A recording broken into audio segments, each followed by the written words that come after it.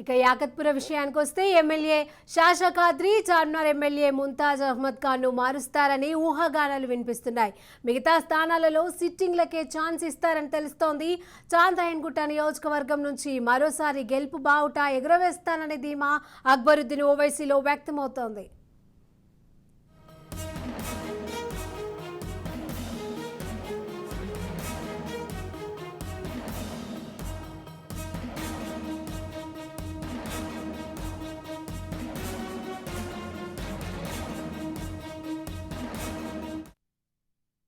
ఇక ట్విన్ సిటీస్కి సంబంధించి ట్విన్ సిటీస్లో బీఆర్ఎస్కి సంబంధించి అప్డేట్స్ ఏ విధంగా ఉన్నాయో మా ప్రతినిధి మహేందర్ని అడిగి తెలుసుకుందాం. మహేందర్ చెప్పండి.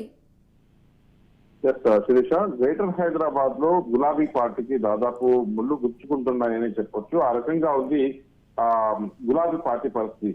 ఆ సిటీలో నిలుస్తున్న తెలంగాణ ప్రాంత వాసులు కావచ్చు, తెలంగాణ ప్రజలు కావచ్చు, సెటిలర్ ఓటర్ అంటారు వీటందరినీ కూడా.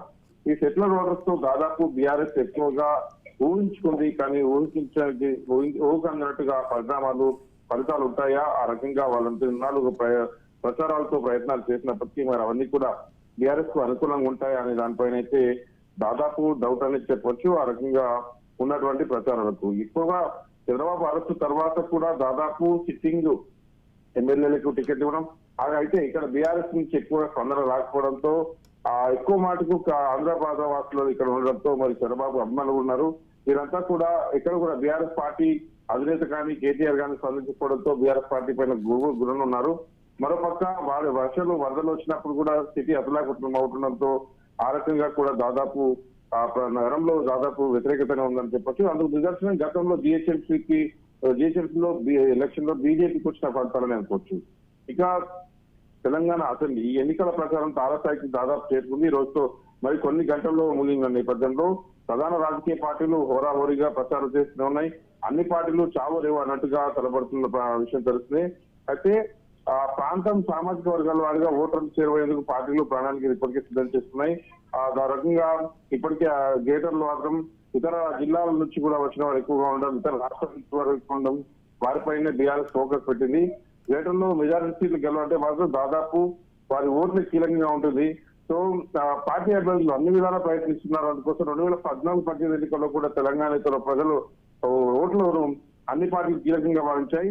అయితే ఇతర ప్రాంతాలకు చెందిన ఇప్పట్లో సామాజిక వర్గాల వారిగా చూస్తూనే ఉన్నాం. గతంలో ఇప్పుడు కూకట్పల్లి కావచ్చు, లింగంపల్లి కావచ్చు, అన్ని కూడా సామాజిక వర్గాలు కూడా ఆధారిత ఓట్లు ఎక్కువ పెట్టుకోవచ్చు. సో మద్దతు కూడగట్టే ప్రయత్నం అయితే చేస్తున్నాయి. ఇప్పటికీ గులాబీ పార్టీ అభ్యర్థులు కూడా ఆయా సామాజిక నేతలతో భేటీలు అవుతున్నారు, ఆ పనిలోనే ఉన్నారు. చివరి దశలో ఒకరిద్దరు బీఆర్ఎస్ సీనియర్ నేతలు కూడా ఆయా సామాజిక వర్గంలో భేటీలు నిర్వహించారు. 2014-18 ఎన్నికల్లో సరికి చూస్తే ఇప్పుడు ఈ ఎలక్షన్ మాత్రం కాస్త భిన్నంగానే ఉండే అవకాశం కనిపిస్తుంది. ఇక యాకత్పుర కానీ, కంటోన్మెంట్ కానీ, సికింద్రాబాద్ కానీ ఇవన్నీ చూసుకున్నట్లయితే దాదాపు సికింద్రాబాద్ లో సిట్టింగ్ పద్వారా ప్రచారంలో దూసుకుపోతుందని చెప్పొచ్చు. నిత్యం ప్రజల్లో ఉండడం, మంచి చెల్లో జనానికి సాయం చేయడం అనేది ఆయనకున్న కలిసి వచ్చే అవకాశం ఉంది, అడుగులు గెలిచే అవకాశం ఉంది. ఇక కంటోన్మెంట్ లో ఎస్సీ రిజర్వ్ నియోజకవర్గం కంటోన్మెంట్ లో బీఆర్ఎస్ అభ్యర్థిగా దివంగత సాయన్న కుమార్తె లాసేనంత ఉంది. కాంగ్రెస్ అభ్యర్థిగా గద్దర్ కుమార్తె వెన్నెలవారిలో ఉన్నారు. అయితే ఆ సానుభూతి ఎక్కువగా ఉన్న నేపథ్యంలో కూతురు గద్దర్ సాయన్న కూతురికి ఎక్కువ అవకాశం ఉన్నట్టుగా తెలుస్తుంది. ఆ రకంగా ప్రచారంలో దూసిపోయారు. యాకత్పుర దాదాపు వీరంతా కూడా ఎంఐఎం ఎక్కువగా కోరుతున్న ప్రాంతాలు. ఎమ్మెల్యే షాషా ఖాద్రి చార్మినార్ ఎమ్మెల్యే ముంతాజ్ అహ్మద్ ఖాన్ మారుస్తారని వాహనం తీసినప్పటికీ మిగతా స్థానంలో సిట్టింగ్ ఛాన్స్ ఇస్తారని తెలిసింది. చంద్రాయణగుట్ట నియోజకవర్గంలో మరోసారి గెలుపుబాట ఎగురేస్తున్న ధీమాతో అభివృద్ధిలో ఉన్నాడు. సో ఇలా గ్రేటర్ పరిధిలో చూసుకున్నట్లయితే మేడ్చల్లో అలాంటి పరిస్థితి ఉంది, ఉప్పల్లో అలాంటి పరిస్థితి ఉంది. బీఆర్ఎస్ పార్టీకి చాలా ఇబ్బందికరమే. ఇటు ఎల్బీ నగర్ అలాంటి పరిస్థితి ఉంది. ఇక మహేశ్వరంలో కూడా బీజేపీ ఎక్కువగా అవకాశాలు పరిస్థితి కనిపిస్తుంది. ఇక ఇబ్రాహీంపట్నంలో కాంగ్రెస్ పరిస్థితి లాగుంది. సో ఏదేమైనా సరే బీఆర్ఎస్ పార్టీకి గ్రేటర్ లో మాత్రం కాస్త ఇబ్బందులు ఎదురయ్యే అవకాశం అయితే ఖచ్చితంగా కనిపిస్తుంది. Right, thank you Mahender.